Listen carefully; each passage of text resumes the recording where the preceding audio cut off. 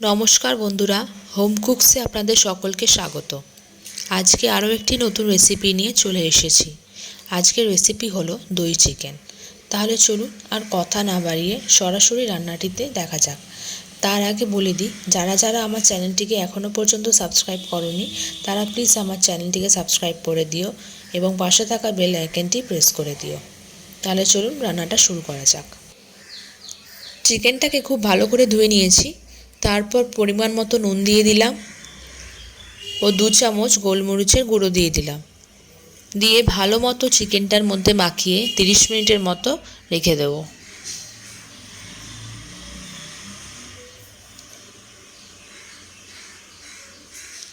কড়াইতে পরিমাণ মতো তেল নিয়ে তেলটাকে খুব ভালো করে গরম করতে হবে। তেলটা ভালো করে গরম হয়ে গেলে আলুগুলোকে ভেজে নেব।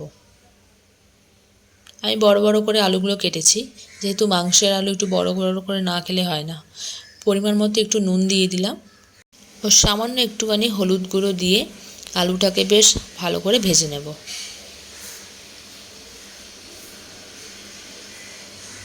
আলুটা ভালো করে ভাজা হয়ে গেছে, আর আলুগুলোকে অন্য একটি পাত্রে তুলে রেখে দেবো।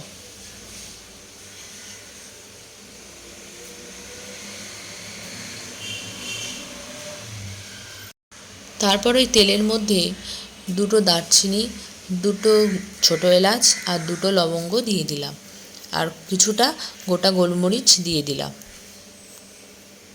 দিয়ে ভালো করে কিছুক্ষণ নাড়াচাড়া করার পর তেজপাতা দিয়ে দিলাম। বেশ কিছুক্ষণ নাড়াচাড়া করতে হবে। ফোড়নটা থেকে খুব সুন্দর একটা গন্ধ বেরোলে ওর মধ্যে পেঁয়াজ কুচি দিয়ে দেবো।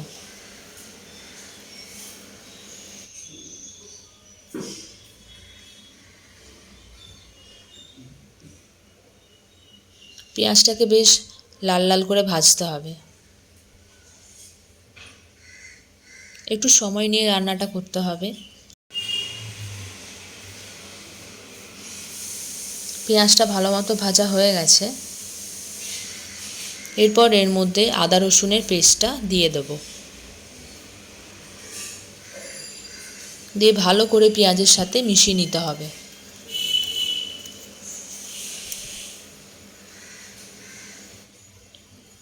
ভালো করে মশলাটা কষাতে হবে, যাতে আদা রসুনের যে কাঁচা গন্ধটা সেটা চলে যায়। তারপর টমেটো কুচি দিয়ে দিলাম।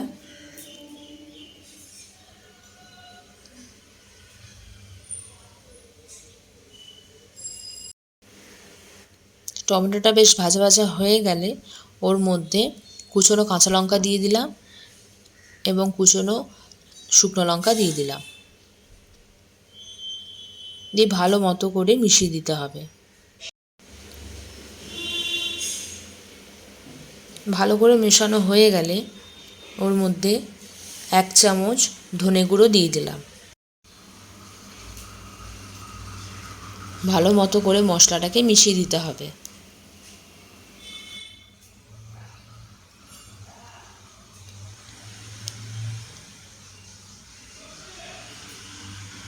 সামান্য একটু জল দিয়ে দিলাম।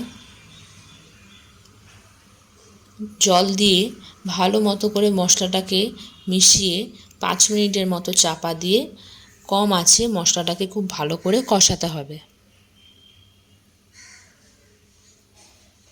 5 মিনিট পর ঢাকনা খুলে দেখছি, দেখুন মশলাটা খুব ভালো মতো করে কষানো হয়ে গেছে। সুন্দর একটা গন্ধ বেরোতে শুরু করেছে। তারপর ওর মধ্যে ম্যারিনেট করে রাখা চিকেনগুলো দিয়ে দিলাম।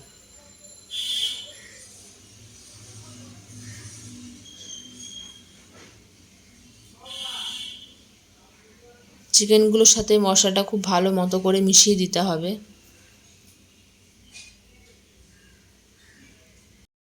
সবসময় একঘেয়েমি চিকেনের রান্না না করে আপনারা বাড়িতে এই রান্নাটি একবার ট্রাই করবেন। আশা করি আপনাদেরও খুব ভালো লাগবে এবং আমাকে অবশ্যই কমেন্ট করে জানাবেন আপনাদের কেমন লাগলো। ভালো করে চিকেনের সাথে মশলাটা মেশানো হয়ে গেছে। তারপর 5 থেকে 10 মিনিটের মতো রান্নাটা করতে হবে। দেখুন চিকেন থেকে ভালো মতো করে জল বেরোতে শুরু করেছে। এই রান্নাটিতে এক্সট্রা করে কোনো জলের প্রয়োজন হয় না। চিকেন কষাতে কষাতেই জল বেরোতে আরম্ভ করবে চিকেন থেকে, আর ওই জলেই চিকেন ভালো মতো করে সিদ্ধ হয়ে যাবে।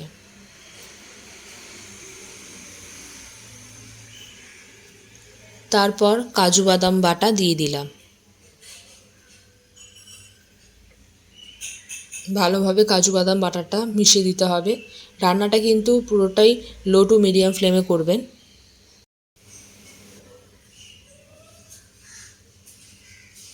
ভালো মতো করে মাখানো হয়ে গেছে চিকেনটার সাথে। তারপর ফেটানো টক দইটা দিয়ে দিলাম। টক দইটা ডিরেক্ট কখনো দেবেন না রান্নায়, ভালো মতো করে আগে ফেটিয়ে নেবেন, তারপর টক দইটা ব্যবহার করবেন। চিকেনটার সাথে টক দইটা খুব ভালো মতো করে মিশিয়ে দিতে হবে। ভালো মতো করে মেশানো হয়ে গেছে। এরপর ভেজে রাখা আলু টুকরোগুলো দিয়ে দিলাম।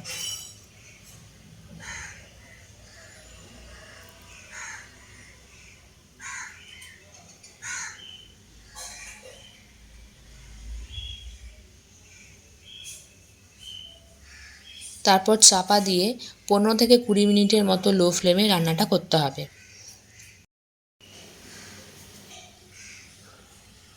চিকেনটা খুব ভালো মতো সিদ্ধ হয়ে গেছে।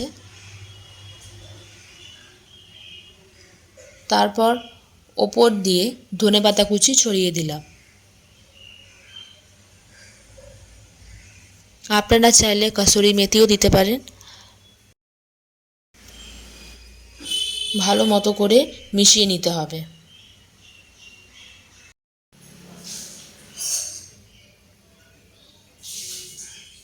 ভালো করে মিশিয়ে নিয়েছি। তারপর আবার 5 মিনিটের মতো মিডিয়াম ফ্লেমে রান্নাটা করতে হবে। দেখুন ভালো মতো করে আমাদের রান্নাটা হয়ে গেছে। আপনারা চাইলে ঝোলটা আরও শুকাতে পারেন, আমি একটু ঝোল ঝোল রাখলাম।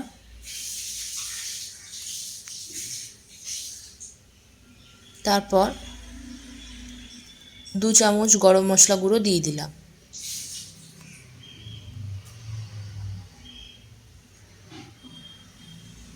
গরম মশলা গুঁড়োটাকে ভালো মতো করে চিকেনটার সাথে মিশিয়ে দিতে হবে। তারপর 5 মিনিটের মতো ঢাকা দিয়ে একটু রান্নাটা করে নিতে হবে। ব্যাস তৈরি হয়ে যাবে দই চিকেন। সবসময় একঘেয়েমি রান্না না করে এই রান্নাটি একবার ট্রাই করতে পারেন। পোলাও বা রুটি পরোটা সাথে এই দই চিকেনটি খুব ভালো মতো যাবে। আশা করি আপনাদের ভিডিওটি ভালো লেগেছে। ভিডিওটি ভালো লাগলে অবশ্যই লাইক কমেন্ট শেয়ার করবেন, এবং যারা যারা আমার চ্যানেলটিকে এখনও পর্যন্ত সাবস্ক্রাইব করেননি তারা অবশ্যই আমার চ্যানেলটিকে সাবস্ক্রাইব করে দেবেন।